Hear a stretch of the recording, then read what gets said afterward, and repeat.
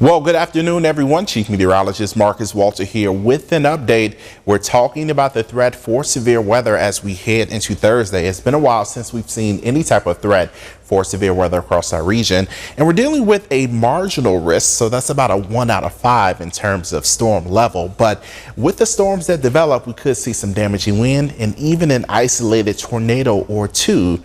And that's because we'll have a lot of wind shear in the atmosphere, and that could lead to spinning of some storms. So as we talk about the timing of this active weather, we're looking at Thursday morning into the afternoon and evening hours. Damaging wind, isolated tornadoes, the main threat. So definitely have a plan now and prepare. And also, I know Thursday is Halloween. A lot of folks are planning to be out trick-or-treating. Please keep an eye on the forecast and know that wet weather will likely impact you. Now, this is a look as we head toward 9 p.m. tonight. We may deal with an isolated shower, but I think most of us stay dry, and we'll have a few passing clouds, but outside of that, we'll be very warm and we'll still be fairly breezy. As we look ahead to Thursday morning, we'll start out dry, but we'll see a cold front approaching from the west, and that front will continue to push into our region. And by 10 a.m., we're looking at some of those rain showers and thunderstorms impacting parts of Union County in southern Arkansas. And this active weather continues to sweep across our region. Last couple of model runs have hinted at even more moisture, so some of us could pick up even more than an inch of rain. But this threat for active weather will be with us, and it continues into the afternoon and early evening hours before we see a break in the activity, with most of the storm activity pushing off into Mississippi. Now, here's a look at the potential rain that's on the way. We're expecting about an inch or so of rain, but isolated spots could pick up more than that. We're seeing a rainfall forecast of about 2 inches in El Dorado. We'll have to wait and see if that happens. We also see some other extreme numbers, but anywhere from an inch to a little bit more than an inch is what we're expecting for most of the region.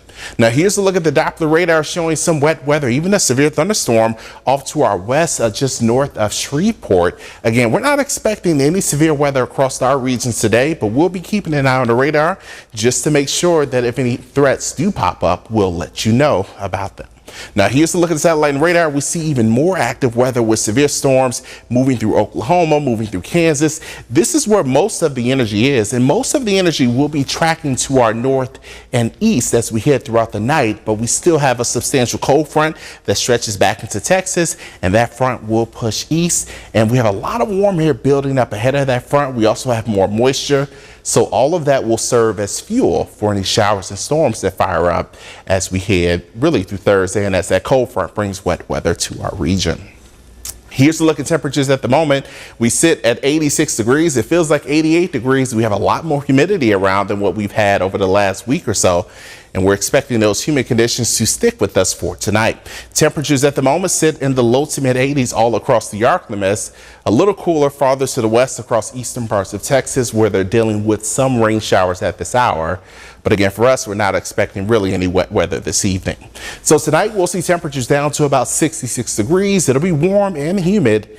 And tomorrow we're looking at temperatures reaching into the upper 70s and low 80s. This is a look at your Halloween forecast. And again, we're talking about severe weather as well. We'll have an update for you at 5 p.m. on KNOE. Make sure to tune in then.